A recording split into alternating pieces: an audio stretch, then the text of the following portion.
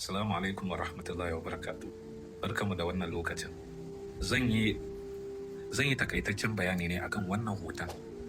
Wato, wannan in kun karanta heading za ku ga beware of the leaking bucket. Ma'ana, ku yi hattara da bokitin da yake zuba, bokitin mai zubarwa. Ma'anan kenan.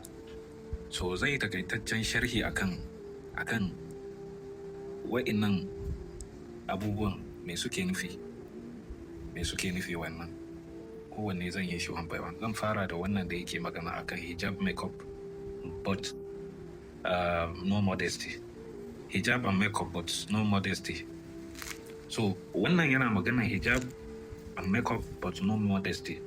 Ma'anan shi shine za ka iya ganin mace ta kasance tana kamewa, tana sa hijabi, tana rufe jikinta, tana yin kwalliya, tana ƙoƙarin yin wasu abubuwa da suke nuna irin mace cikakkiyar mace ne, sai kuma kaga cewa ba ta da halin kirki.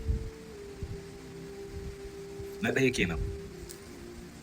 Wannan na biyan beard and sunna but no lowering the gaze.